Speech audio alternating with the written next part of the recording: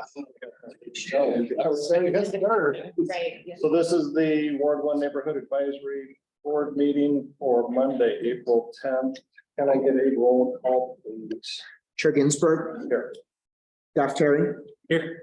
Piskovich, Here. Ross, Here. Shrimp, Here. Tyson, Here. Wager, Here. Warninghouse. Absent this time. Mr. Chair, you have a quorum. All right, thank you. We're gonna move on to item A2, public. Comment.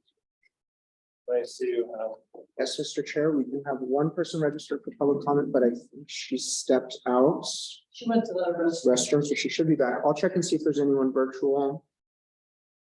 Oh, nope, there's no one in the Zoom. Let's jump to A3. We're gonna come back to A2, Okay. approval of the agenda for tonight's meeting, April 10th, 2023. Has everybody had a chance to review? Yes. I'll need a motion. Carrie, first. Second. Thank you. Thanks. All those in favor say aye. Aye. Anyone opposed? All right, that item passes. We'll move on to item A4, approval of the minutes. February 13th, 2023. Has everybody had a chance to review? Yes, yes. Any changes, adjustments? All right, we have a second on that? Second. We'll go this way. And then all those in favor say aye. Aye. Anyone opposed? Just abstaining because I wasn't here. One abstention. Thank you, motion passes. We're gonna move it back up to item A2, public comment.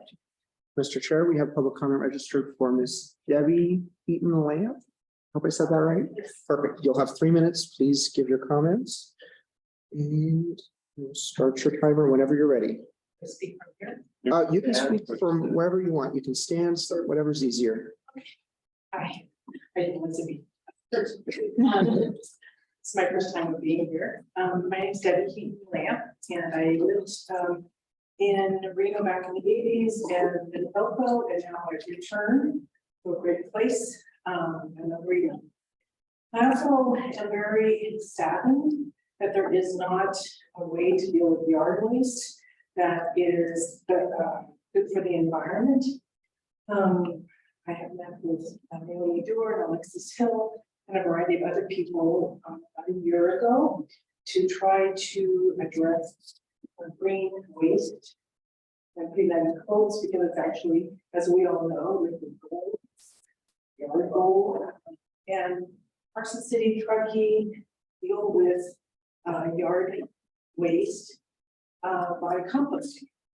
And I would like to find out what could be done to ensure that Reno, Sparks, and Washoe County can have composting done through waste management or beyond waste management by looking at a company that can do waste management for us. I understand they have a contract until 2030. But I think we need to start doing something now to ensure that environment is taken care of and not continue on the same path that we were. So I'm a concerned citizen, started a compost group, got going, got a lot of people involved, and then kind of hit a wall when we found out about contract with management being in effect. So I don't know if there's an end run that could be done, if there's something we could do to prepare for 2030 or prior to that. Near and dear to my heart, I'm an environmentalist from way back. Daughter who works for Environment America in Boston, and she's really spurred me to do something in my retirement to make a difference. And so that will spend some time. And I have a group of people also. I have a quick question for you. I have never read that contract, but why can't they do green waste, or they just choose not to? They choose not to. They can. They do it with Truckee. Carson City renegotiated the contract, and when they said they were going to go with a different company, Waste Management all of a sudden found a way to deal with composting and make it happen. Large cost to the consumer, and they provide. My understanding is they provided containers for the yard waste. Basically, the yard items, and they now have a composting in full circle. That's good.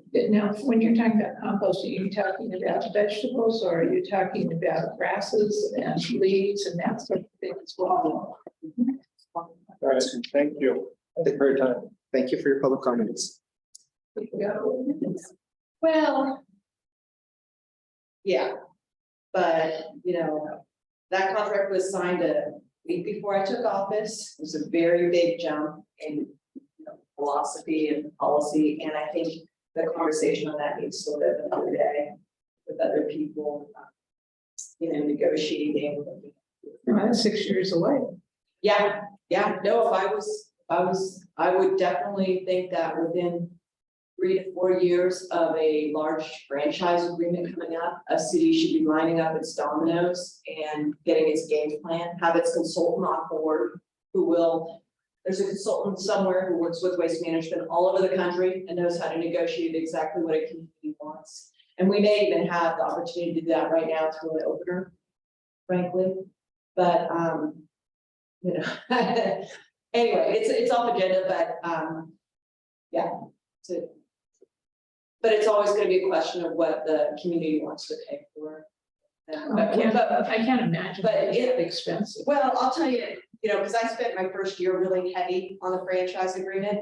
It's probably not the top 5 or 6 things that needs to be done, even environmentally, on that contract, in my view.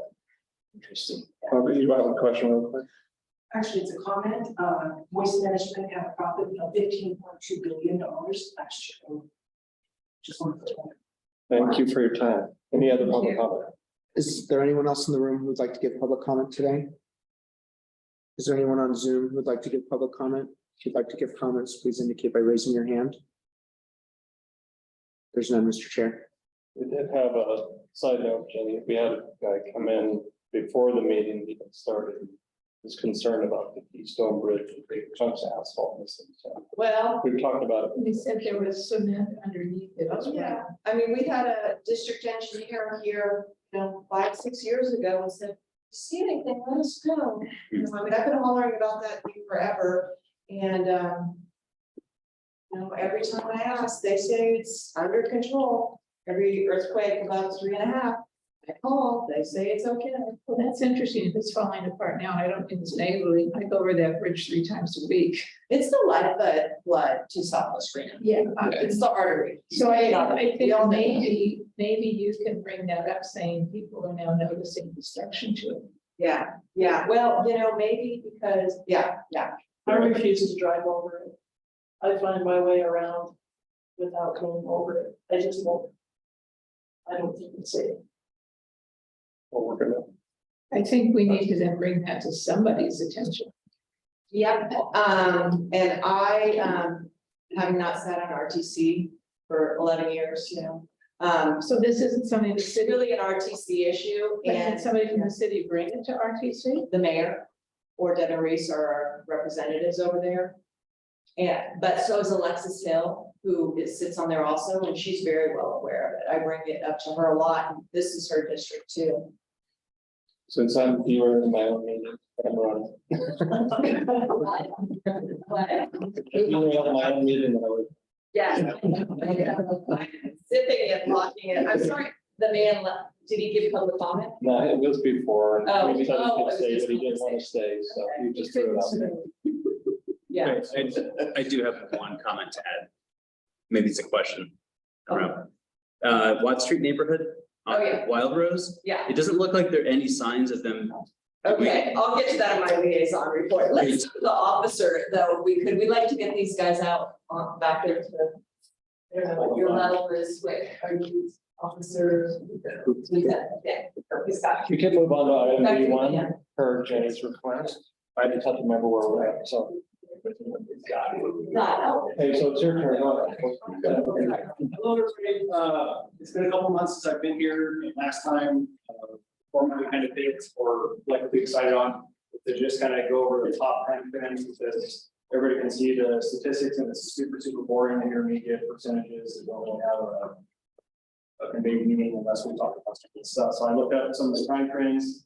The big one I saw is the GTA or Grand Theft Auto. If you guys look in your sheet, there's 44 of them. It's kind of misrepresented because they grouped that with a recovery and a stolen. So if I stole a car and then I dropped it off 2 blocks later after it ran out of gas, which is often what happens, that'll come up twice. There are some duplicates in here. Other wards have more duplicates. I don't know why. I think that's just the way they mine our computer system. It's a very archaic system. But I did read a bunch of these reports and I kind of look for patterns, and you can kind of like tell everybody, hey, here's some stuff to try to avoid. We also had some person-on-person crimes, and that was like quite an interesting read. So for simple assaults, which I think on the other part too, but generally, if you don't get really drunk and go downtown and hang out at a bunch of bars with a bunch of really drunk people, you'll probably not get punched.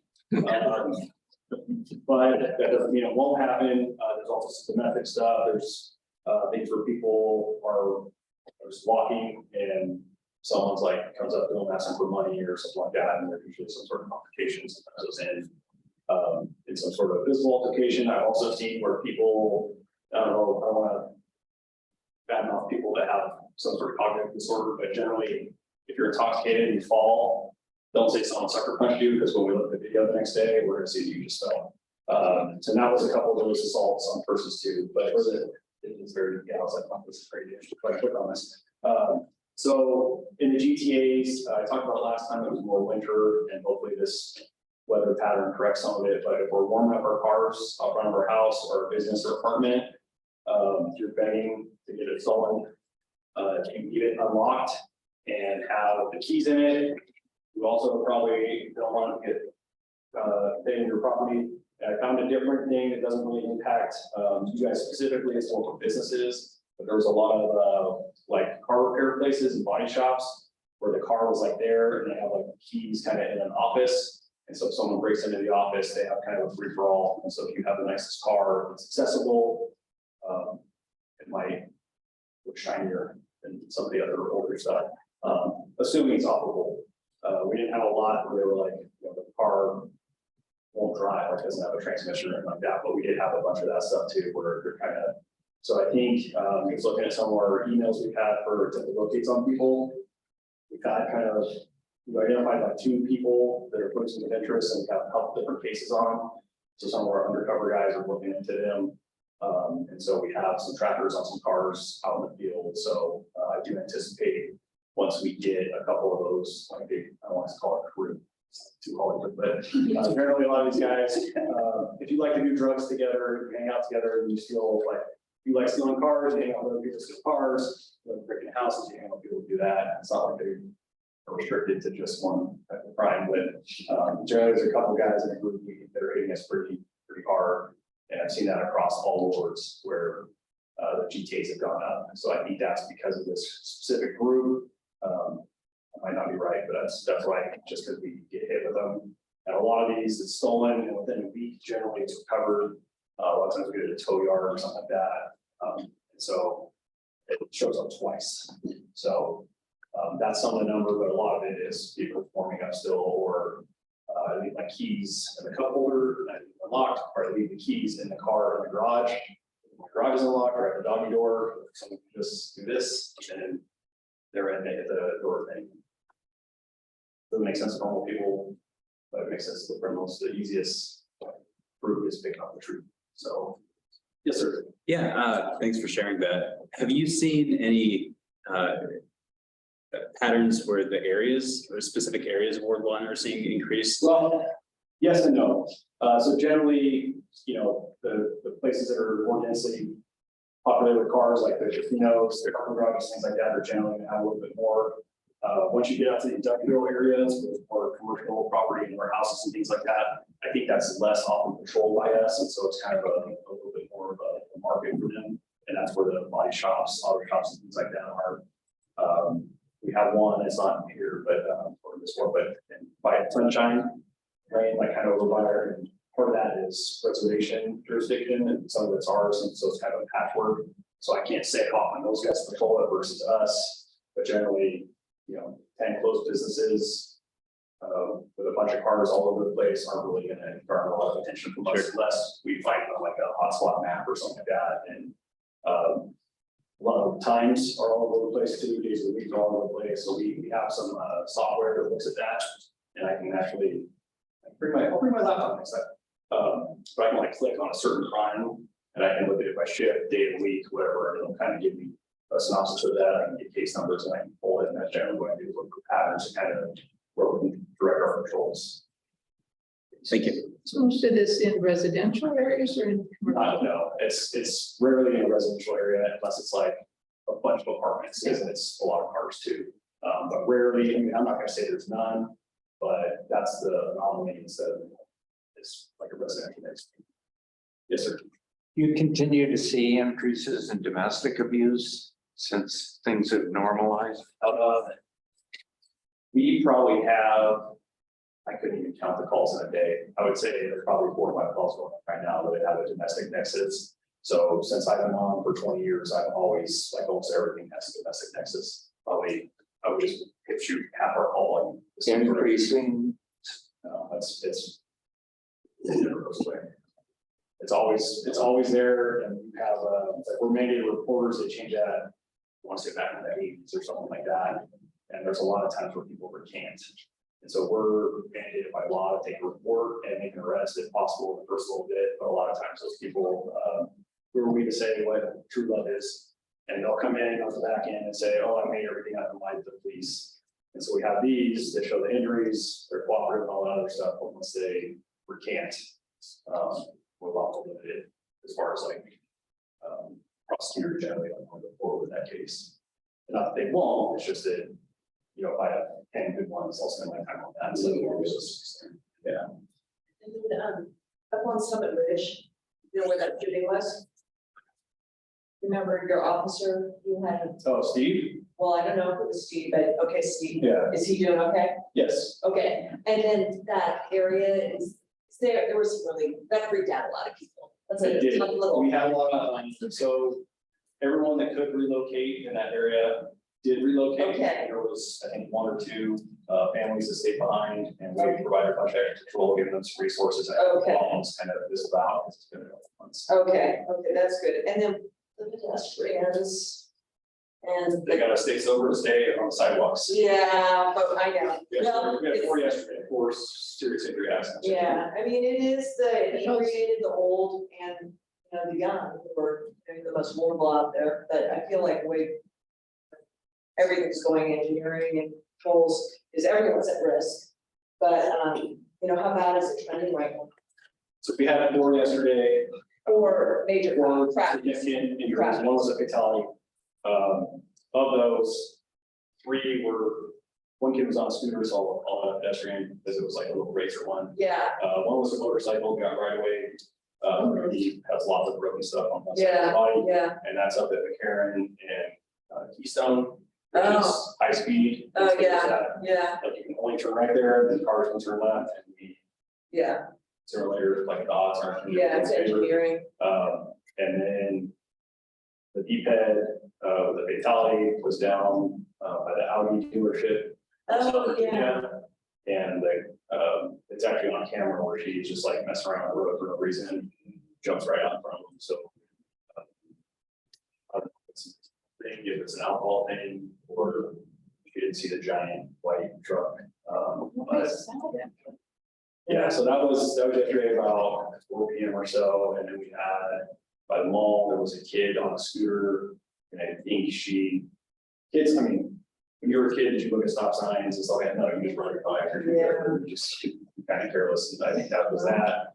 And then we had another one at Gibsky and Grover Gentry, somewhere in that area, and it's a rural area, if you cross Walker sign, so a lot of it, when I look at it from my lens, a lot of our pedestrian accidents and people don't always understand this, generally the pedestrians at fault. Like they're usually intoxicated, crossing other crosswalks in a poorly lit area, and oftentimes like a curb. So it's like this trifecta of Yeah, problems. but a lot of times, you know, poorly lit, you know, that's an engineering investment It should. choice, you know, for this region to have an oversized road or, you know, inadequate Yeah, and the Facilities. crossing, everyone knows the crossing lights where you push the button and it blinks slowly. Yeah. That certainly helps. I've seen where we put those in and they're kind of scattered throughout the valley. But when I see those generally help if they're utilized. Because sometimes people don't use them and then that's a problem too. But we have our traffic division looks at that stuff and if they find like kind of a pattern, generally they work with our engineering department and they'll look at lights, bumps, bigger signs, things like that. Yes, sir. Is this inclusive of all categories or is there like an other category that isn't listed here or defined or? This is, so I don't, this predates me, they picked, here's the stuff that we think these guys would like, and that's kind of how the private analysts do it, and that's kind of uniform across for all boards. And I think it's because you have some property stuff, some person on person stuff, so it kind of gets you a good cross section of kind of the tempo, of what's going on. Due to my schedule, I get 4 out of the 5 apps. And so you guys don't see me that often, but I see kind of everybody else, and everybody else has kind of said the same thing, like, I don't care about the stats because it's, I can look at it and should bring them to me so we all take a nap. They want to know big crime stuff, what's going on and what we can do about it. And that's kind of why I've kind of like gone off script with that, so to speak. And that's, you guys want something specific, Tyler emails me, generally a couple days to do the research on it, but if you guys have a specific ask, you always go through Tyler, they'll email me and then say, hey, I want this, I want that. This brother's asked about significant ink crashes or just any event Yeah, around here, and I looked and I didn't see anything as okay, far as like a major accident or major crime trans issues, things like that. okay, A lot of times we do have, kind of a one-off crime, but nothing that I can see as a pattern or anything that would cause concern outside. There's 2 questions. One, the thing with UNR yesterday, was that one of the SWAT It was absolutely a SWAT call, 2 different calls. I listened to them, same guy, one of those internet numbers where it's like untraceable kind of. I can go on any website, get a fake number and call it in. That's what it was. Yeah. Okay. That was bad. It's not. Like it's, but you guys were on it, so. We're very fortunate that we had a lot of assets in the area. That's what they were here. So, The other less serious is the bird scooters, micromobility types of things that are increasing. How's that tracked range categorized? Is that a pedestrian incident? it's a bicycle. So legally, it's a bicycle. That's kind of the direction we've been given by our legal counsel. So if you think about that, bicycles have some, they're kind of like a hybrid, right? They have some pedestrian protections and some vehicle restrictions and requirements. And then the people that are drunk and doing weird stuff in the middle of the street, no, they're not supposed to do that. Yeah, So, and then are you the special events lieutenant again? no, that's Lieutenant Conley. Oh, okay. But we have a lot coming up. Well, that's the issue. Because we, there's 2 issues with special events and got into a little bit of budget is one is the impact. And it's not usually PD, it's other people, but if they do something on a Sunday when downtown churches are, church people are trying to go to church. It's hell to pay and it starts with me on Sunday mornings. So, but they do, some rules sometimes. But then it's also resources because there are, budgetary issues, but then you can only work officers so much. And even the most, one of the most overtime can only do so many hours. And then, they're here looking at this, but not over here patrolling a neighborhood. So, what can we expect if you have a handle on it? If you don't, because we get it, yeah. Well, I hate special events, so I'm a bad person to talk about. I know a lot of them. There's not a lot It's of a small group of people. So. Yeah, it depends on the bigger the event, the bigger the draw, the bigger the impact. I understand, we want to be a beacon, we want people to have fun. The brawl or alcohol centered events, I just can't stand that. Yeah. I think it's really bad. There's no, I've yet to see a good compliment, and generally the people that do surveys and stuff go on like 10. Yeah, And the problem's not even starting to like. Yeah. So, Yeah. you guys get to see statistics to review that stuff. I fought it a long time ago and lost. yeah, me too. 2015, part called, but, Yeah, we have a lot, to the breakdown that you're talking about, so some are force hired. And so there's like a process to that because we have contracts and labor agreements, all this super exciting stuff. But generally we need 30 days notice. So the planner, we've had times where events come into town, don't have the appropriate planning process or vetting process, get rubber stamped for whatever reason. Someone's not paying attention there, whatever, one's perfect, I get it. And then now they're like, hey, here's this huge 60,000 person event.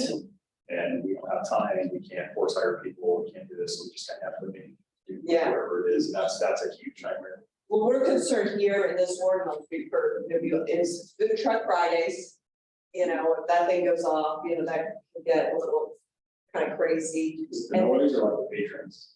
Just, all the traffic and Oh, yeah, everything, yeah. I mean, there's a lot of stuff all the way Oh, yeah. through, so, I yeah. really on purpose. Yeah, so that's that, and then also the glow closet, even though it's private property, it is loud outdoor, large swath of property, crossing right of ways, and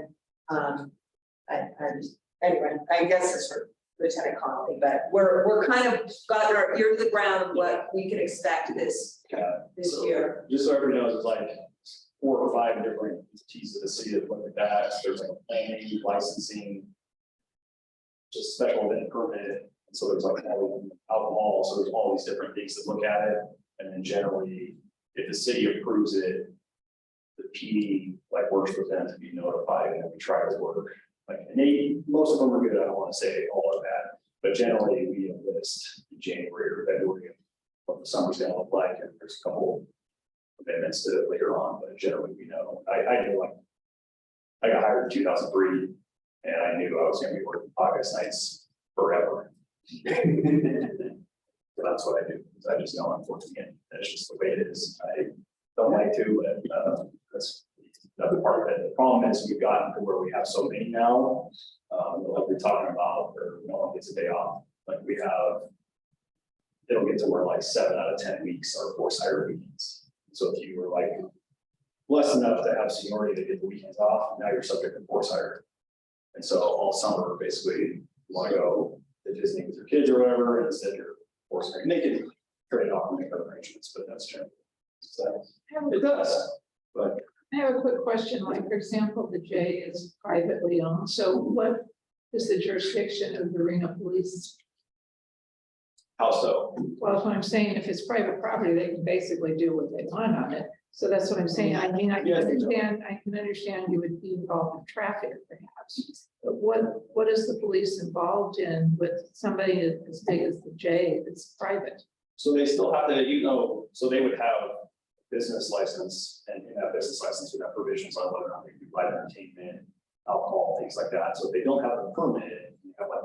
When you're talking about the persons using the J, Well, the J itself, like if they're say, I'm gonna have a concert in my plaza, it's private property.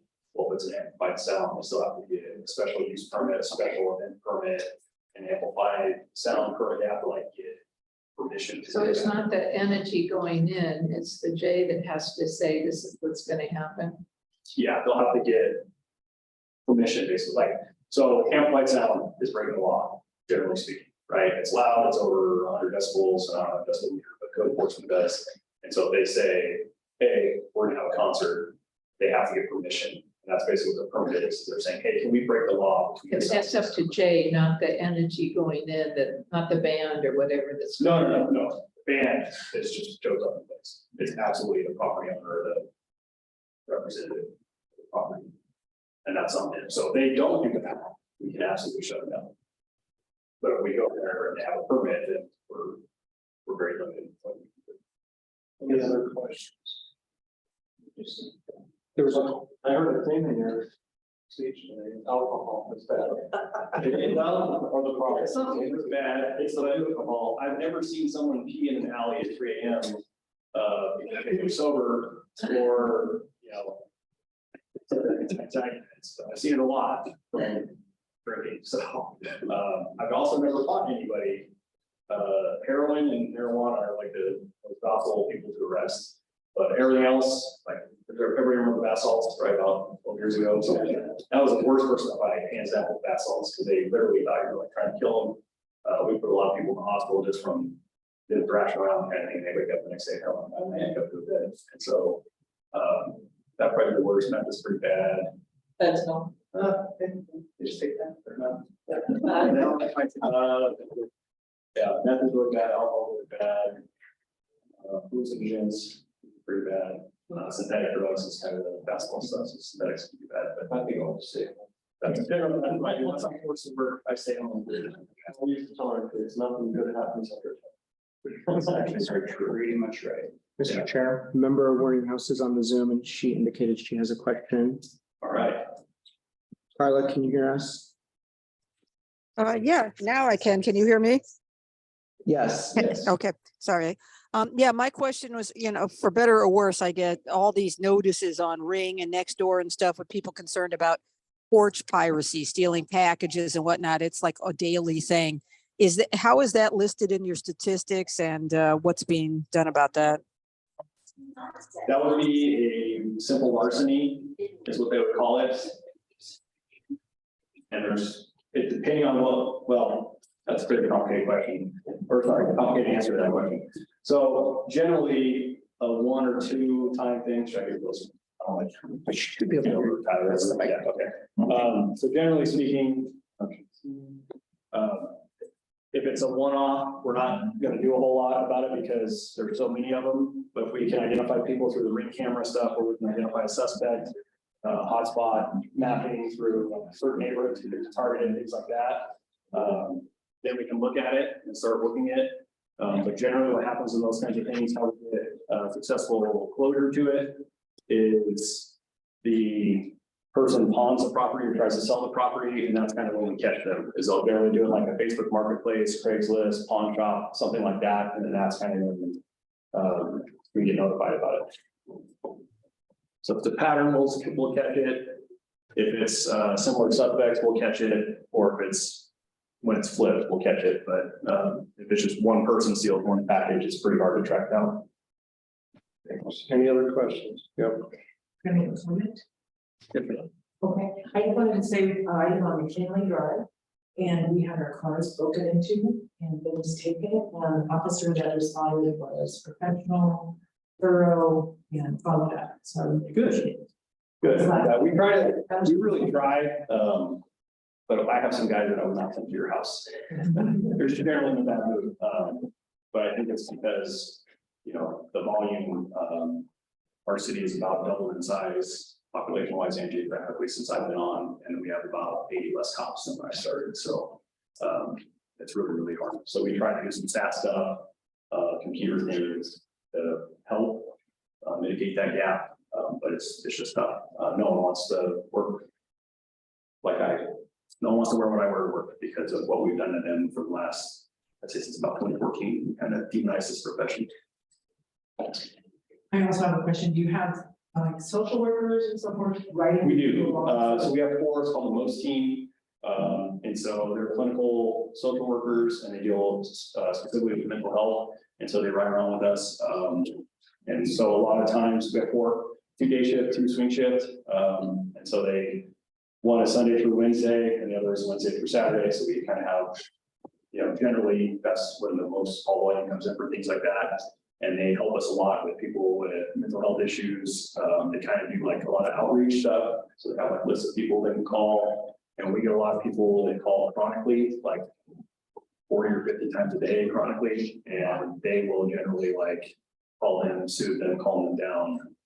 And a lot of times, yeah, it is legal to misuse 911 or the non-emergency, but generally speaking, it's not always like they want to the door, and I'm not gonna like get a warrant and boot the door to go drag them out and arrest them because they have mental health issues and they keep calling. So we do get them, but generally they get like a court mandated like mental health plan. Because I don't know if you guys deal with mental health issues a lot, but a lot of times when they take their meds, they're fine, but someone has to make them take them.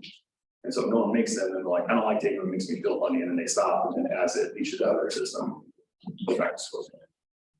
Any other questions? Thank you for your time. Thank you. Thank you. Thank you. Good to see you. Oh, did I? Oh, yeah. Oh, it's class one. We're gonna move it back up to item A5, council liaison report. Okay, hi everyone. Sorry, I was running late. But happy spring. I'm very excited to have spring here, although a little concerned to see people out in bathing suits, because I walked down bathing suits over at Wingfield. I really hope people are gonna be water safe. For 30-degree water. Huh? Good luck getting in the water. Well, it's just so fast, I know. It's fast, but it's cold. It's very. It's gonna be cold all the time. I know, you know, it's gonna be an epic, beautiful summer, spring, I'm very optimistic, but I also have concerns, but now, attention is gonna turn to what's going on construction wise in Ward 1.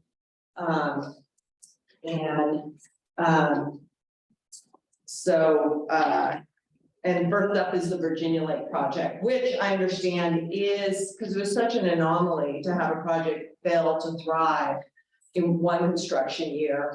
And then I understand it is the highest priority. They should be out there right now, but what's going on Wild Rose, they're not. Oh, yeah, I mean, they're out there and they're working. They got a lot of people out there, but on Wild Rose, so you've got the normal pavement. Yeah. And you've got a section of Wild Rose where it hits where you can see they're gonna resurface. But from Virginia Lake to that section. Wild Rose, yeah. Yeah, on Wild Rose, it's still pretty torn up and there's no sign that they're gonna do anything. Yeah, and we have made inquiries to them. Let's get back on that, Tyler, because we did hear from folks who said, you know, yeah, I think you and others, they beat up other roads so much, you know, how are they gonna get back to it? That was a tough one, but hopefully. And I'll get out there. I've been out of town, but I'll get back there and check it out this week, but I'm glad to hear they are. You know, they should be able to, you know, button it up pretty soon, I would think.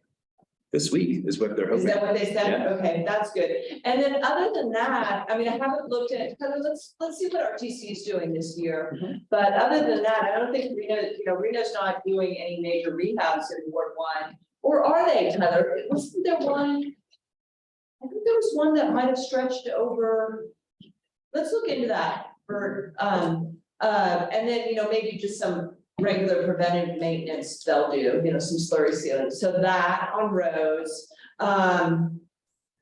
We need to see what's going on over at Oxbow, because I gave some of my discretionary funds and they seem to have not gotten on that. And they don't seem, the Parks Department, I had asked for the last 4 or 5 years, because I put some money over there to do the pedestrian path behind the Idlewild pool, because it's a major trip hazard, and we have the police memorial the first in May every year, and everyone's walking through in dress attire and old boats, and it's just a complete, I guess we need to have a risk management payout there for someone to take that one seriously. But other than that, the roundabout, I know I'm hearing on the roundabout that NDOT or RTC is supposedly doing. Someone's inquired if they could open up that secondary road that runs along the railroad tracks and comes down over to where Mayberry swings around. And I explored that years ago, and it's just not gonna happen. It's not a good idea. It's not a good idea, yeah. And so that's no. And then I did get called out to that neighborhood. I call it the fish, you know, riverfront out there. And there is a city-owned property behind a neighborhood there that was responsible for some drainage runoff. So hopefully that'll get some attention put on the regular maintenance schedule. But other than that, I haven't heard too much going on in Ward 1. Tyler and I are planning some cleanups in the fall. There's one on June 24th. Yeah, And then there's another one in the fall, I think. yeah. I'm not sure when, but it's a little ways out, but we'll make Yeah, sure to and we're trying to maybe do it over in the new area that we got put into Ward 1, those trailer parks over there behind Costco. Cause there's a lot of folks over there, more than you would think. And so that's that. I mean, other than that, you know, the ditches, you're probably gonna start to see the ditches get brushed here pretty soon. So usually hear about that. That comes on our radar quite a bit. concerned about what's gonna happen. We'll see, this will be really the first year that the Glow Plaza goes forward. And I think it is a trend to have these public special events on private properties. And it's really starting to be worked out of how much you require police presence to them. I mean, we all know October 1 was on private property, right? And so anytime you're bringing in massive people, I just, I was on the losing side of that Glow Plaza special use permit, but they've got a lot of, approval to operate that property. So we'll keep an eye on that. We were in 2 days of budget week before last, and that, especially with 3 new colleagues who I really hope can, spend the time and come up to speed, but it's gotta be buttoning down the hatches. It's gotta be like 2006. And Reno, I mean, you just heard a 20-year veteran said there's 80 fewer cops on the road. Okay, so, he saw layoffs. And Reno did not have to go that deep. And it went that deep because in 2006, 2007, 2008, they were not tightening down the hatches, or battening down the hatches. And that has to happen right now.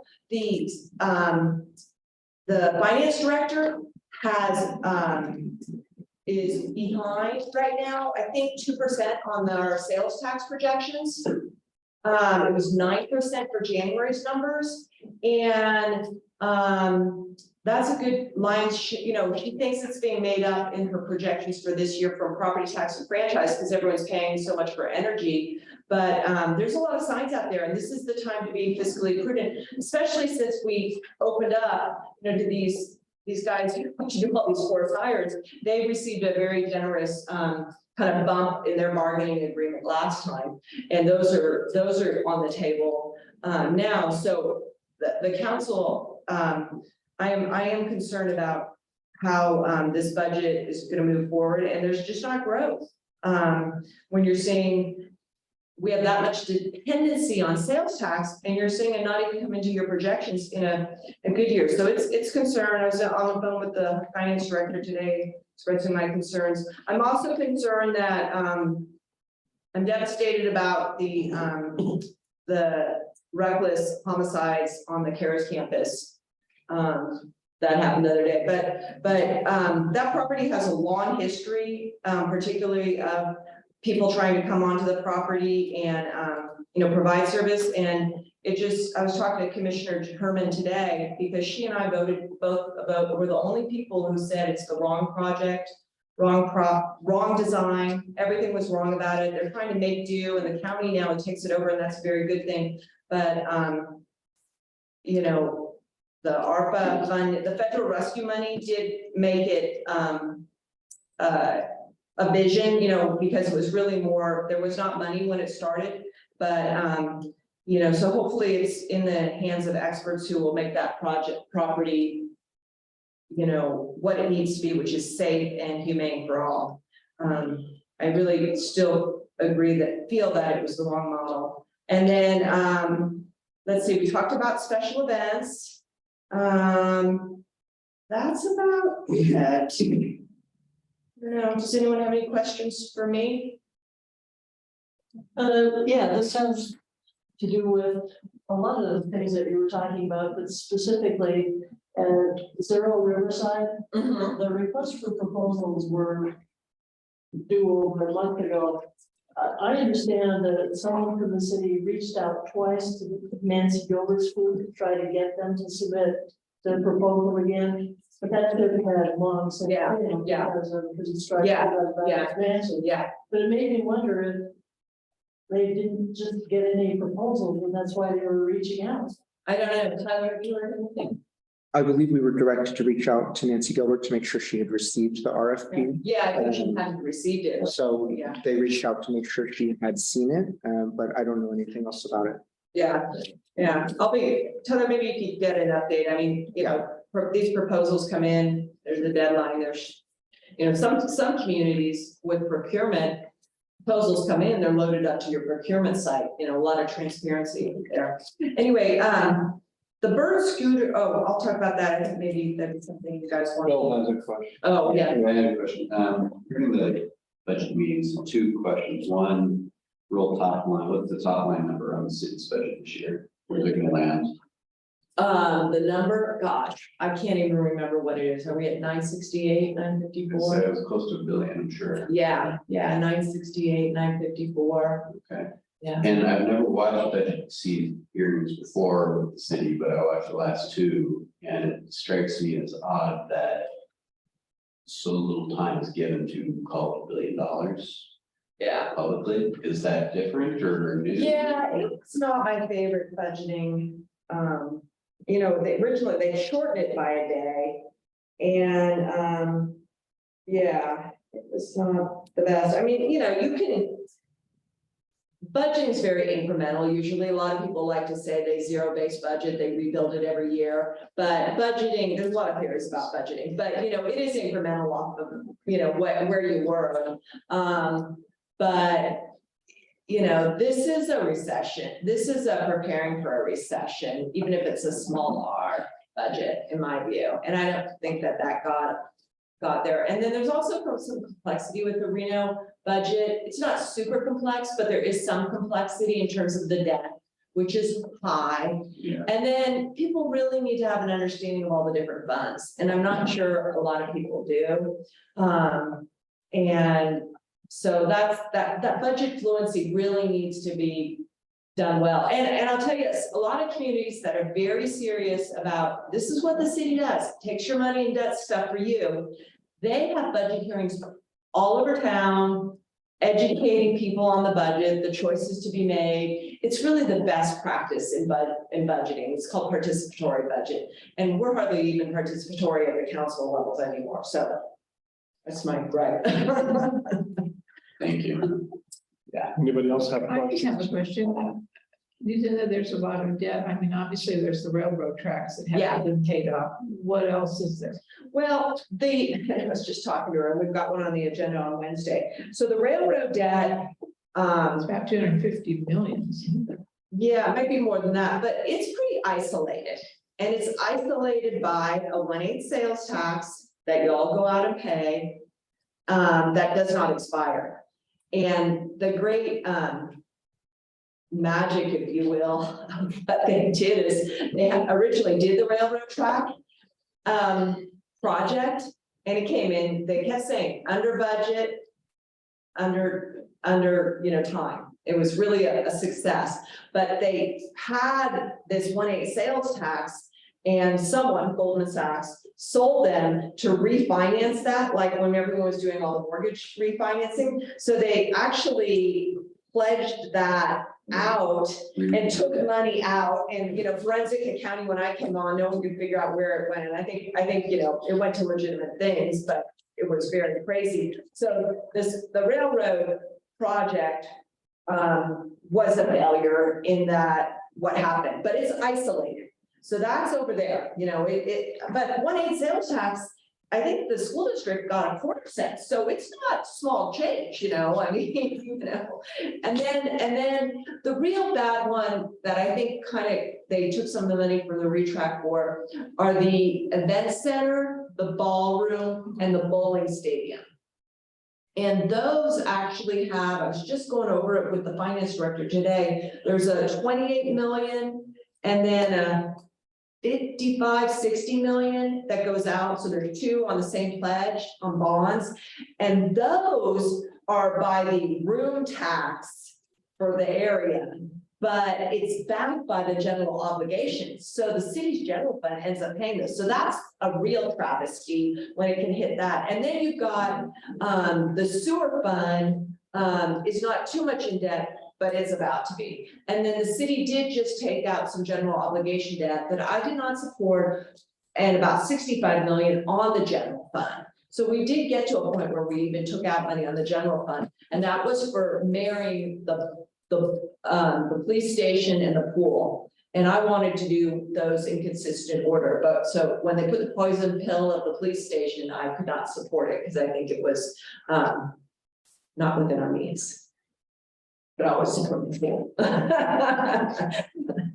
Any I other, ran. any other questions for Is the Jen? sewer fund thing for that they're I'm gonna talk about the sewer fund when I talk about the stormwater utility, because I think you need to talk about that with that. But the sewer fund, I can go on with that. So you have a question? I was just wondering what the roundabout was. Just mentioned. Oh, the roundabout is gonna be on West Fourth Street at White Fir Yes, support. and Mesa. And Mesa. And that is an old highway, so it's under the NDOT authority, but the project is being done by RTC. And it was supposed to start last year, and I think it kind of did with a little bit of utility work. And it's being worked now. I rode there yesterday. Oh, you saw the work in it Yeah, yesterday? they started their first, I want to call it post tension posts, but that's not what it is. Okay. They dry out the piles and little stuff Okay. to stabilize it. I did hear from one of my good ears out in that neighborhood concern about construction delays, you know, because you got the railroad and everything, you know, it's gonna be It's gonna be a mess in the next couple months. it's gonna be a mess for the next couple months, okay. My daughter's complaining, she drives to McQueen twice a day, she's gotta leave 20 minutes early. so Yeah, I'm here she's for that. not happy, yeah. Anybody else have There we any go. questions? Okay. Anything on the line? Carla, do you have any questions?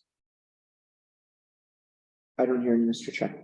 We're gonna move on to item A6, staff liaison review. Hello, everyone. Tyler Shaw, Community Liaison for the record. I only have a few board updates for everyone. The next NAB meeting is going to be on May 8th. It's a little earlier in the month than usual, but it is the second Monday, so just to flag it on your calendars. Oh, wait, we're gonna be on May Yeah, second Monday of the month. 8th? Oh, yeah, It's just the first Monday happens to be the first, so the second Monday is on the 8th. So okay, it's a weird time for everyone. I know we're used to being a little later in the month, but just wanted to flag it for everyone. okay. And then I also wanted to mention to you all that June 24th is the tentative date for the first cleanup of the year for Ward 1. We're still working on pinning down a location, so I'll make sure to bring that back to everyone. And of course, the city will be pushing out some announcements, and we'll do a newsletter as well to the Ward 1 newsletter. So keep an eye out Is for it. that the free trash day? You know that? Yeah, so there'll be bins from Waste Management, and there'll also be e-waste and hazardous waste. So if anyone has stuff they haven't been able to get rid of, they can stop in on that day and drop it off. I will say come early. They're probably going to open at either 8 or 9, but they fill up very quickly. They are scheduled to go until noon. We've never had one go until noon. As soon as the bins are full, they close it down. That's bins So- at their property, What's that? the bins at their property. Oh, as soon as the bins, like the waste management Yeah. bins. Yeah, So, that's their property. I'm sorry. Or they're located on their property, the bins, not in Ward 1. Yeah, the bins are for the whole ward. So they're usually in like a school parking lot. They'll drop off like a big dumpster. Oh, okay. And then people can just come and dump. I mean, it's just stuff they have in their garage, but like I said, it fills up early. Yeah, and they even do like the e-waste, you can do appliances, anything like that that you can't get rid of. So Any questions? those are my updates. Any questions for Tyler? I'm just curious, how come there's a limit to the amount that they were willing to haul from waste management? So Waste Management provides bins to the different council members. So each ward will organize community cleanups. And then once those bins are full, they will close down the event. I think it's 5 bins for the year. So we normally do 3. It's the big industrial bins. We'll do 3 of those in one and 2 in another. And then the e-waste and hazardous waste. Those are paid for through ARPA funds, which were recently allocated. So once those are full, those run out to make sure there's equal opportunity for all the wards. So just to be clear, what you're saying is that the board pays for the having the bins here, is that what you're saying? Waste Management provides the bins to the different wards as part of the contract with the city. As far as I know. It's within the franchise agreement. So the request could be made for more bins and maybe. It would have to be a negotiated point because the contract, as we discussed earlier, is set, you know. All right, any other questions? Any? Okay. Carla, do you have any questions? Okay. Can move on, Mr. Chair. Okay, I would like to make an executive decision. I would like to move to item B3 development projects because stormwater utility discussion. So involved. I've been in this meeting for good part. So let's go with item B3 development projects. That's B31 Stone Residence Major Deviation. Okay. Are you gonna use this? No. Oh, Oh, you're gonna he'll be up okay. here on the TV. Okay. You can stand either back there or up here, wherever you. Okay, cool. I'm Gordon Magnan, I'm an architect here in town. And the applicant for this major deviation request, and I'm presenting on behalf of my client and the homeowner at 214 West Taylor Street. Lori Stone could not be here tonight. This is a quick presentation on our need and request for reduced side and rear yard setbacks for the property. Next slide, please.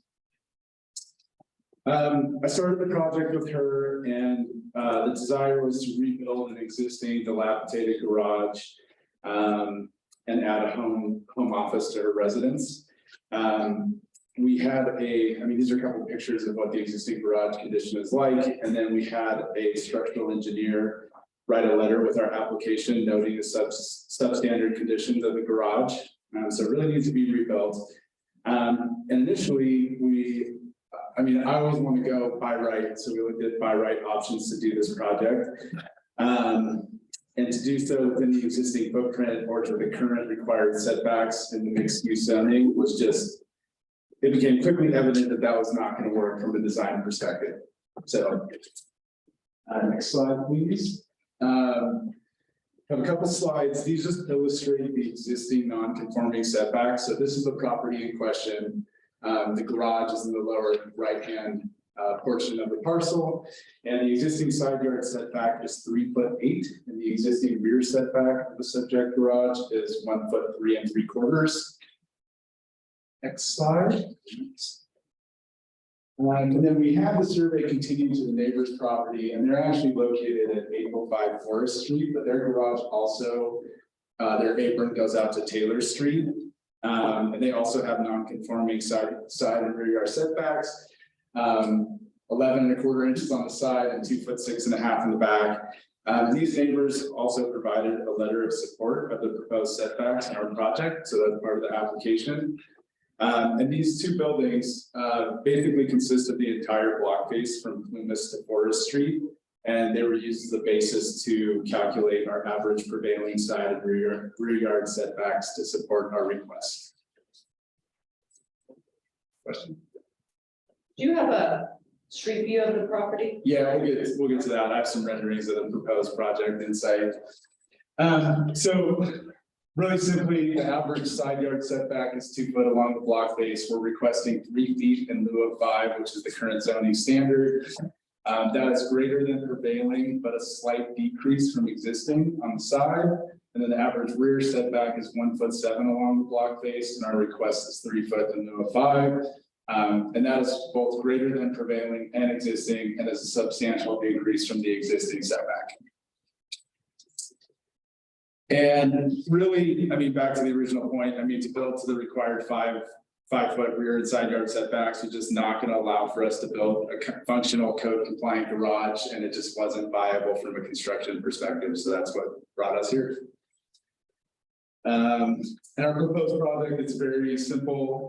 It's a lower floor garage with a small utility area, laundry, hot water heater, and a stair up to her home office, which is just office and bathroom upstairs. And both these plans are drawn to the requested 3 foot setback.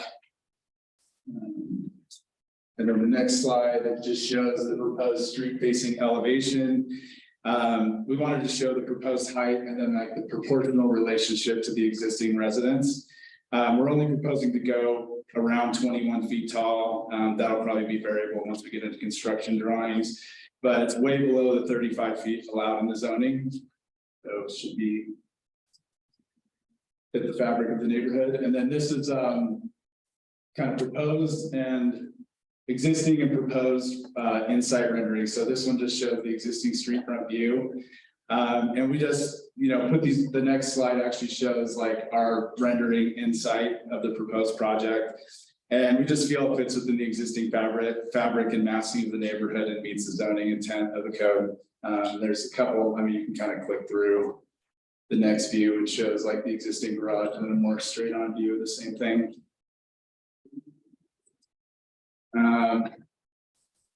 And that is pretty much it. I just wanted to make it short and sweet and kind of explain the need for our project. You can email myself or the owner at these emails, or if you have any questions, I'm happy to answer them now.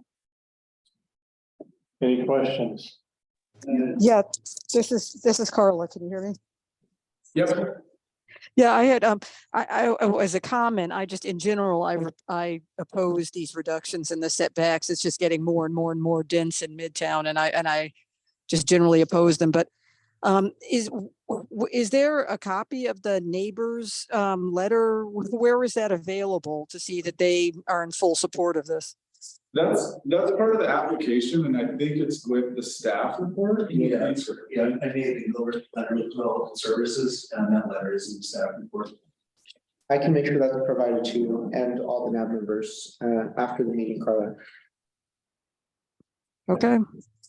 But I mean, I'd like to reemphasize too that, I mean, we started this project trying to build within this existing footprint. And it makes it very difficult because you start these discussions and you're, trying to do it by right within the existing footprint, and you kind of go to the planning department. We did a pre-development meeting to see what our options are, and you just are severely limited. So that's the driver that kind of brought us to this path. What's the property size, square foot, The square footage of the property, parcel? I don't know off the top of my head. It's super small, like maybe 1/8 of an acre or something. Is that 5, 7, 8,000?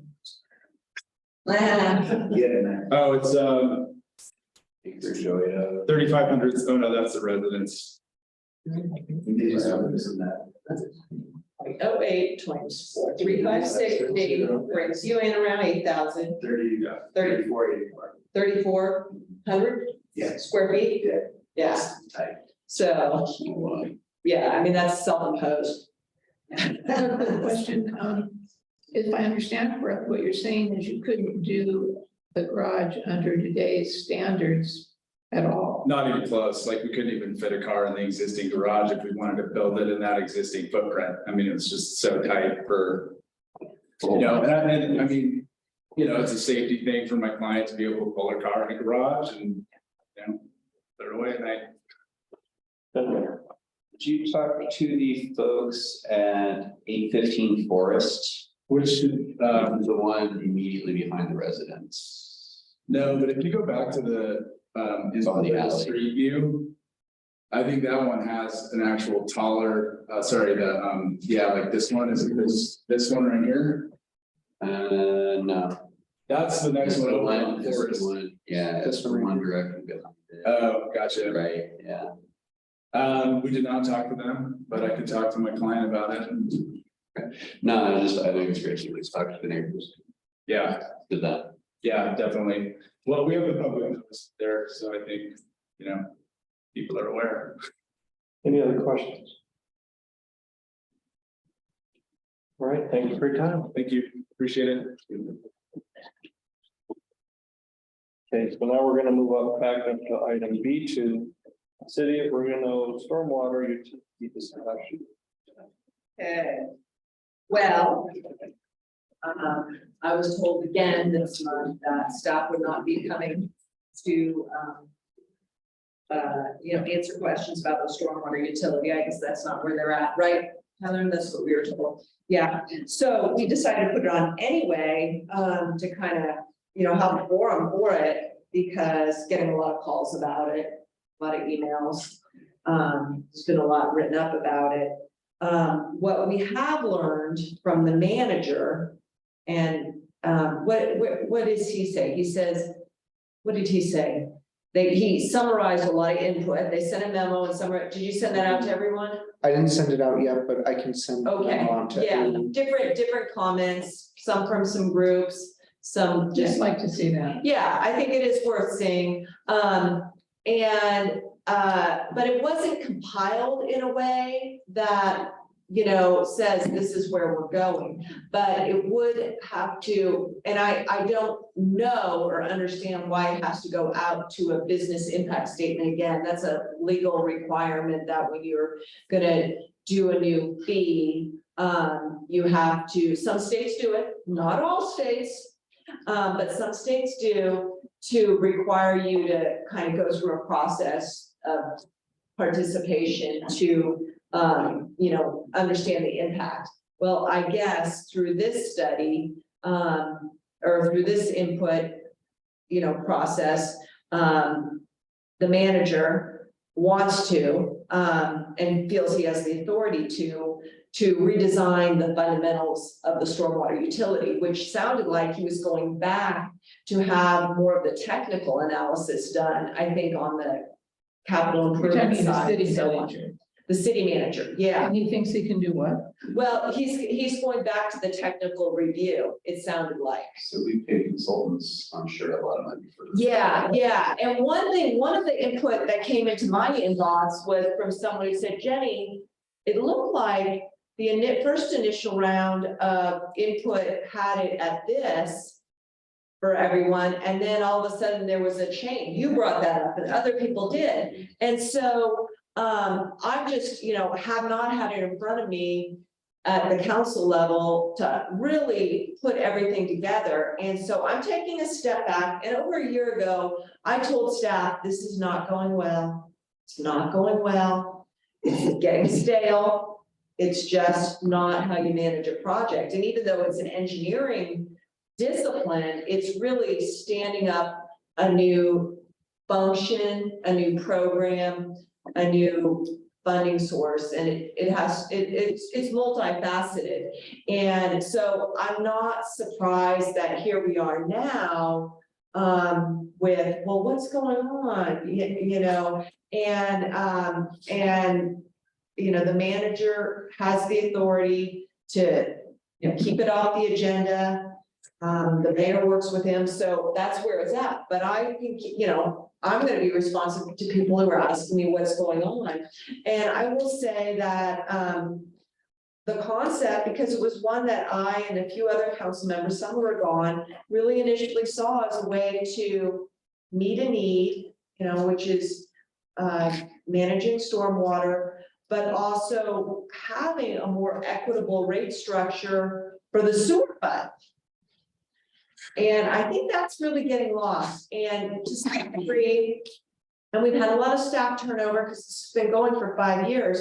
To some degree, I think staff has been dragging on it a fair amount. And this may or may not be for one reason, or there's just been a mismanagement of, having correction, getting correction, and processing that, as things change, back to the council to have direction. So it could be, a mismanagement of the function, or it could be that there's people who are trying to put a drag on it, and so I want to work with both, stay in communication with the manager that, we can't just have anything just disappear, like, the dust bunnies under my couch. But the other point is, if there is not full buy-in, even within our organization, why is that?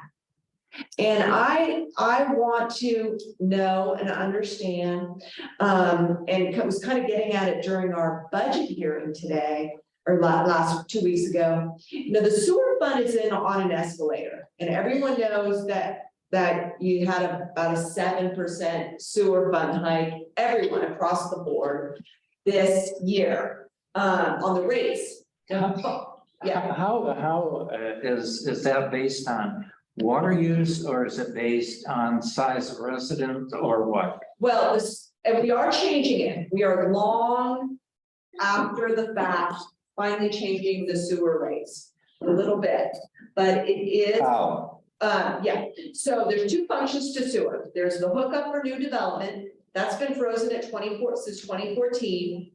And then there's rates. Those have been escalating since 2014. There were a couple of years of catch up, and then CPI, but they're 55–60% increase. I mean, it's massive what's gone on with sewer. And so we did change a little bit on the fixtures, but the sewer rate for a single family home is flat, okay? You get into other users and it's based on your water rate, because water in, water out. But I don't, and we are doing so that's that. That's You that. said the sewer rate for a family is fixed. My house, your house, you know, are the same price. It's number of fixtures you have. Yeah, it's a home, one So residence. there's single family and multifamily that have a different rate based on the number of fixtures in the unit. Yeah, Is that right? no, that's for the hookup, Single family is just, everyone go home and look at your, you know, sewer bill. And it's just the single family rate. Now, what is going on with the sewer fund, which has been growing pretty big, even though the developers have had a free ride with all this new growth. The city has caused this problem. Oh, big time. So the problem is, so they're finally, all the arguments the development community wanted, which, you know, it's a recession, we can't pay, and then it's a housing shortage, we can't pay. You know, finally, they're July 1, they're gonna start paying, you know, a little bit more, no catch up. All of us customers have been paying, so the sewer fund's doing pretty well. And the sewer fund is where they pull stormwater stuff. So they've been pulling it out of there. They seem to think that this has been consistent with staff for a long time. They've got the ability to pull it out there. I don't know if they do, but I always felt that if you stood up a stormwater utility, it could be a more equitable way, because the stormwater impacts are more significant by big properties than single family homes. And you would tier that cost over and give the homeowners a break in the stormwater utility versus the large industrials and so on. So that's why the stormwater utility is, and I read, you know, academic literature, why stormwater utility really is an approach towards a more equitable rate structure of all your utility costs. It really is, especially for one that's gone as big as we have recently in industrial, with a lot of, you know, big impermeables. So that's a good thing. But, you know, there may be a sense that, oh, it's too much of a headache, or we've got enough money in the sewer, but we really don't, because the first bit of technical work in the sewer showed so many unfunded things that need to get done with stormwater, like, you know, the ditches here in our part of town, or, you know, the lakes. But, and then the other thing is, the sewer costs that are out there are so intense, and so big, and they are basically rebuilding the Tumworth, which is at that end of the canyon, which needs basically to be a whole new plan. And then whatever is gonna happen up with Stumworth, you know, which we still don't even know how we're gonna take care of that. They think they have ideas. That's the STED plan. Yeah, so the capital alone, just on, they call it in the fence over there, is really big. But, you know, maybe the people who are kind of more managing this, thinking about this, is like, you know, if my sunset retirement date is 10 years, 12 years, I'm okay, you know, I'm not gonna have that headache. I really thought it was an opportunity to move forward, to address something in a more equitable way for all of our ratepayers, particularly sewer people are getting hammered, but it just doesn't seem to be, you know, moving very far. And I'm not even sure that you know, the ins and outs of this conceptually is really being conveyed, you know, to the council, because I'm not seeing a lot of backup numbers when we have discussions on things. So, like you said. So anyway, the stormwater utility, you know, a lot of people did, you know, I don't want to pay it, blah, blah, blah. You know, and there were legitimate things in there, but a lot of people say, I don't like the way it came out, but I like the concept. And, you know, I think it's just a great opportunity to really, you know, create a new path forward for our community. But it just doesn't seem to be. How long has it not been maintained, and how long has it been since they've updated? The technical information, it was done, what was it? I think it was 21, early 21. and it was a group called Rock Ellis, a consultant who came in, and they came in. And they did a huge, and it's on, I think I think there was a stormwater utility, actually, Tyler, it's in my inbox, you can pass it out to everyone. I think it's on the website, but those numbers got stale, you know, they're starting to get real stale. Well, but it sounds like to me that you've got a situation that has been going on for many years, and why all of a sudden we're taking care of it now when it wasn't taken care of 10 years ago or 5 years ago, Yeah. or whatever. Well, and you know, I will say, and this, I can remember this like yesterday, when I came on 2012, 2013, the city had those agreements that were like 1 year, and then there were 5 years, and then they came in for 15 years with the ditch companies. And I said, why are we doing this on the ditches? Why are we maintaining blah, blah, blah? And Bob Fischel said to me, do you want to stand up a stormwater utility? You know, because that was kind of the workout. We'll have this deal because the ditch companies for many years had started to complain to the city. You know, you're shooting all your stormwater when you build Cullen Ranch or other ones, you shoot it into our ditches.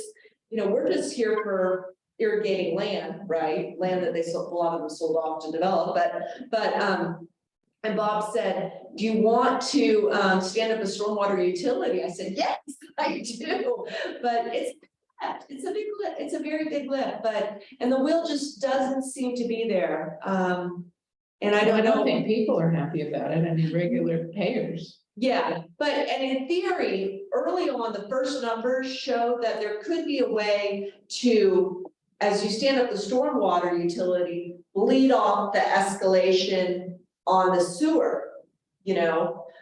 But, and that may be that you may have to, you know, the community may have to demand that the city deal with the sewer properly, because unlike Tumwa does a great job with their rates. They take them in like 5-year increments. They have a very good capital program that they do every year, and they balance it every year. And so they have a really solid number of very feasible projects that they know they want to get in the next 5 years. They run that to rates, and water rates are harder to project than, you know, sewer rates, because you know, if it rains, you know, anything, but they do a really good job. They don't get that escalator, so they don't get lazy. If you have an escalator, you can be very lazy because you just know the money's coming in and your capital will be what it will be. And maybe Reno is so broken in their rates on the sewer that is the problem to the stormwater. And I've started to think that's been pretty good. So this is a lot, I know. What is the process and the issues associated with setting up a utility similar to Tumwa? Well, you know, Tumwa is a joint power, a regional joint power. Okay, so it's its own agency. I don't believe that Reno should set up its own stormwater utility. Now, some places do. I started my career in Albuquerque. Why would one city, in other words, why would you divide it up municipality and county? Yeah. Why not? That doesn't make sense. Well, you need to look at that within the suite of our standalone agencies already. I believe we have too many standalone agencies. The Airport Authority, I'm sorry. A lot of places, the Airport Authority is a county agency and not a big one. I mean, you know, so we got too many. I mean, I really do believe that with the RTC, with Tumwa. The thing would be to, if you wanted to do it, you'd probably, and it would be a big jump for their mindset, because Tumwa has the old Nevada energy mindset, which is great, very utility oriented, but you probably have a regional stormwater sewer water utilities agency. Because, well, they did the work to get that. So But it's back in 2014, when the hookup fees were set, and basically, what were they based on at that point in time? I wasn't on then. They went into effect. They were that old council was so canny. They made the first jump was like 7%, and then the next jump was the 18%, and they hit the first fall I came on at the second fall. And I don't know what their rate analysis was. That I've always wondered about that, because somewhere in there would be their justification for stormwater or not, I think they have their justification. So I don't know. Yeah, but it's the city that allowed the building of all of this stuff. Yeah, And so, I mean, then I want the homeowners and everybody else to pay when it's the city that said it's okay, go do this. yeah, I mean, it's really catching up with the deficiency of the infrastructure. And then another thing that's I hurting. understand, but they allowed that to happen. Yeah, no, they absolutely, I mean, but putting on a new tax and a new agency, it's not fun, but you really do have to get out there, and even when you can make the vote of 4 people at a 7-person table, you really need to have a strong, reason and mandate for why this is good public policy. Another thing that I think is hurting the stormwater utility is that it is confused with I think it's 1/8 sales tax that does not expire, or maybe it does expire, for the Truckee Meadows flood agency. That it's a board that is its own board that was set up after the 97 flood and has a revenue source. But that can only be used on the main spine of the Truckee River. And so, does not get to certainly doesn't get out to the North Valleys. We have a lot of flooding problems. In the information sheet that Public Works put out, it talked about homeowners, the 3 tiers for homeowners, depending upon their footprint. It talked about commercial, industrial, talked about the school system. Yeah. The thing that was never mentioned was churches with their huge parking lots. Nowhere is there a mention of them. Yeah, Are they giving them a total pass? I can't remember. I mean, I think in a structure like that, you will have something down on institutional public policy ones. It's not in there though. Yeah, it's interesting. That is particularly interesting too, because America's rethinking parking completely. If it was, I could see a church being like, we're not gonna do parking. We're gonna sell off this to a developer and build an apartment here, and we're gonna have parking. We're gonna lease parking from the school down the block. On the street. Yeah, and let people walk in. So, but, the comments that I've seen that have come forward are not insurmountable. What, should really be happening, and I don't know what the reason is. The reason they couldn't come last time was because we were expecting flooding, which is not an unreasonable thing. But these were higher up people is that, I mean, they were not insurmountable questions. What I love is a counterpoint to all those, this is our counterpoint to these. That's what you usually have when you go through a scoping, like a NEPA document, you get them all in and then you have a response. Well, when does this come before the city council? Whenever the manager and the mayor want it to. That's how it works. The other question there. Well, I was just curious, you mentioned kind of like footprint sizes and so forth, because I'm wondering about if I'm paying the same amount of sewer fees compared to people who live in big mansions. Yeah, 6,000. Yeah, but that's How is that? it's not that bad, because you do get to occupancy. I mean, there's a lot of, I like to say, Well, widows in hilly property in Southwest Reno where they raise 4 kids, and they're paying the same as, someone in a midtown bungalow, because sewer, it becomes very dependent on your occupancy, and a lot of people are under occupying their homes. well, but large lot residential basically are not generating stormwater to any major No. degree. No, Other questions? nor is residential at one point residential did, because a hillside was cut off to make that residence there. Other questions or points of discussion? Yes.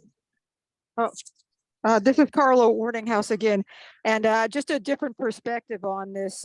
This discussion came up for users of the airport, and I heard your comment about the airport authority. I'm one of the airport users, as are many other community members, and there's a lot of concern about rates going up substantially for anyone who has any sort of activity on the airport, either Reno or Stead, because of the amount of asphalt that's there. And this is really creating a lot of concern for businesses and private pilots and mechanics and so forth on the airport. I just want to put that out there. This is viewed as a problem by many. Well, the other thing with the airport and with stormwater that doesn't, we're not really talking just about flooding, because stormwater is the primary source of pollution to the Truckee River. And the Truckee River has some very stringent pollution controls on it. And a use like the airport, for example, and the de-icing and the other chemicals that are used there, basically EPA is already promulgating a new rule on that. So stormwater is a funny thing in the fact, and you already alluded to it, that it's hard to get your handle on projections in terms of costs, because a new rule as it relates to chemicals and treatment on stormwater can have a major impact on cost. Yeah, and where you draw the line with the Truckee River, and where you draw the line with others. So I just want to say, because a lot of people are coming at me in the last couple of months, on this issue. And I feel that I have taken it as far as I can in terms of, explaining it to people, advocating internally that I think it's floundering and a new direction needs to be made. So, I'm just, I'm sharing that with the people who put me, want me to do the job I'm doing, and I'm waiting for the next step. But until then, I'm just, gonna move on to the next thing. Right. Yeah, it appears to be, but if anything new comes out, we will bring it up, and Tyler will send out that memo that compiles the input, and also, is the Revellus study on there on the stormwater? I don't think it's on the website. I have what I got from Greg, I think is the gentleman's name. Ray, Yeah, this is the last name. Can that be sent out to us? Simpson, I'm sorry, Jonathan Simpson. Jonathan Simpson, yeah, Tyler will send out it's very technical, but it's. Well, it's the study you allude to, and at least to forward to it for a couple You can pages. So, understand. I can Yeah. go. Yeah, And that was one of the things that really is kind of interesting when you see this, where, where they start with on the consultants versus what did they come out with publicly. And Jan, my comment on it is, and I can kind of conceptually understand the need and the why and the how, but even though you're an advocate for it, I think there's probably a really good reason there. But to have a very concise elevator pitch yeah, for this thing, yeah. that is completely absent. It's either absent because nobody put the thought into it, or because it doesn't exist. Yeah, One of the two things is probably true, yeah, but if it needs to happen, that's what it needs. And until that happens, people are gonna look at it, hey, you go, a 700% Yeah. increase. Yeah. Thank you. and just in conclusion, I see this a lot like the accessory dwelling unit ordinance that the council told staff to go work on around 2015, 2014. And I was the lead champion of, and the planning commission struggled with it, but it came to the vote of 7 of us. And only Councilmember Dewar and I went, and now everyone in town, and a lot of people are like, wait, you're a city without an accessory dwelling unit ordinance? How is that? So I do feel that, that public purpose, when you were leading into a housing crisis, and maybe if it had been 9 months later, everyone would have been a no-brainer. I do think this is kind of like that, but the driver may be the sewer stuff that's coming forward. Some break. Something break. Any other questions, discussion on? All right, we're gonna move on. Item C, board, commission, committee member reports and announcements.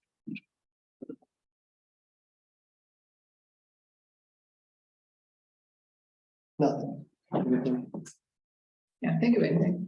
We're gonna move on to item D, future agenda items. I have a question. Do you think it would be appropriate because the Parks Recreation Open Space Plan has been drafted?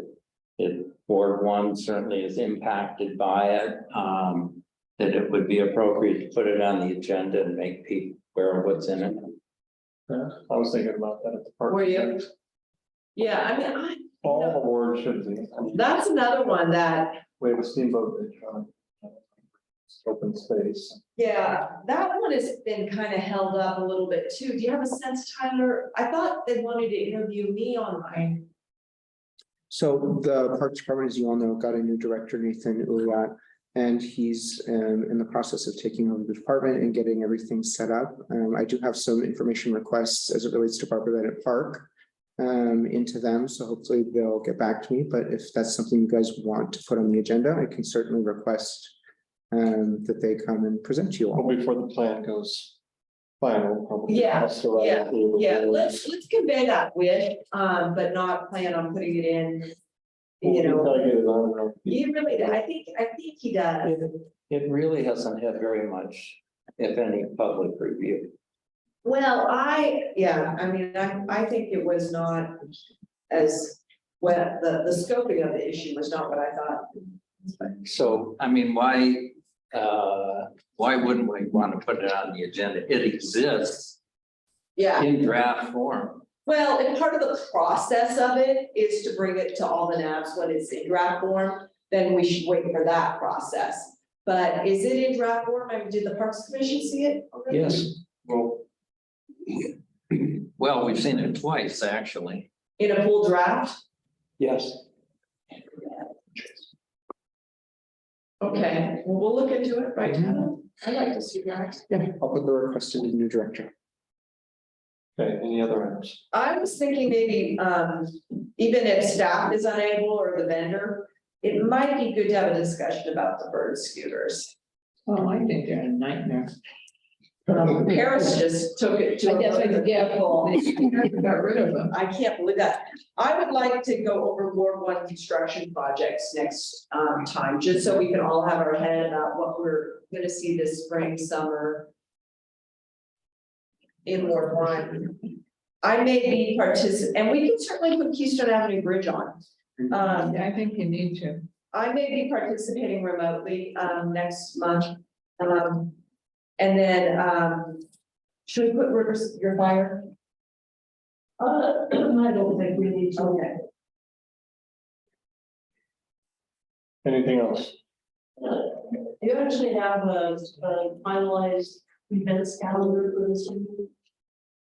Oh, special events? Special events and finding what might be going on at the Low Plaza as well as all the other city sponsored events. I mean, things from the Italian festival to Yeah, the. but what's interesting too is, I found out that, for example, the Reno Field, it's on the river, it's no longer on the river, it's at the J. And I'm still trying to get information on that because I've been a longtime supporter of Cops on the River. And I don't know who's doing what. I even had lunch with the new CEO and he's brand new, so. You may not know. I mean, maybe. Tyler, do you think when we go over construction projects, we could also say, here's what we see for June, July, and August, Ward 1 in terms of special events, maybe? Do you think? Yeah, I can certainly put the request in and see what they say. Yeah, I mean, the big ones, the ones that really impact me as terms of, you know, hearing from folks is the food, the Friday foods. And also any Sunday closures. They always seem to be associated with runs and parades and stuff. Because the churches just really have a hard time. And that's more, you know, I tend to think a lot of the other ones are more Ward 5 because they're on Virginia Street. Yeah, But we do get a lot of Arlington Avenue bridge closures. I mean, even if we could get an understanding how many times Arlington Avenue Bridge is gonna get closed this So summer. isn't it supposed to start on construction on that? That next year seems, was. that seems to be in Up in the the, air too? in the RTC black box right now. Because I know that there have been designs and stuff for that. They're either heavy into engineering or something's going on. I can also request RTC to come. I know they did plan to come in the past, but there's a Okay. previous conflict, so I can check with them Yeah. and see. if they Yeah, can find say- out what's going on with that bridge, because one of the things they told me, the city told me, and who knows what the guy, the new parks person is. But anyway, one of the things I understand is that the reason that this had to be moved is because they're going to start construction on the bridge. And I'm going, when did this happen? And what's the plan and the design for the bridge? Or not too long ago asking for input on that, weren't they? So, well, yeah, and I know that, I think it's Tony Harsh and her group's really big time on that bridge. I mean, Tony Harsh and Honor Jones were put on the stakeholder committee by me. Okay, I because- know they're really Yeah. involved in it. But maybe they're in heavy duty engineering. The thing on the Parks Plan, to go back to Parks Plan, is we were gonna find out about the survey. Remember they came here and they said they were gonna do a survey and then they never did the survey? Yeah. Did they ever do the survey? That's my request for information to the Parks Department. They haven't gotten back to me yet, Yeah. but I've asked, so we should hear back soon. Well, it's really kind of like the city of Reno's out of control. I mean, this is like crazy. I I'm part of the city. know, but I mean, Tyler and I and Abigail over there. We're we're working hard. So I for the know you are, I record, you know guys you are are, out but of the control. city seems to have.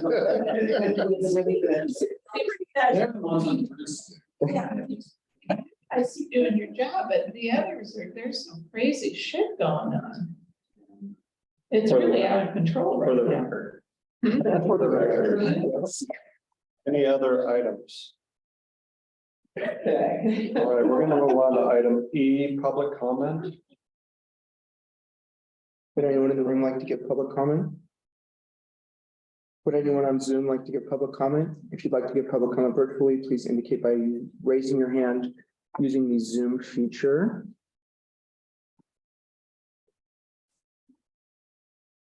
There's no public comment, Mr. Chair. Thank you. Items F. Adjourned. All those in favor say aye. Aye. Anyone opposed? It's always my favorite agenda.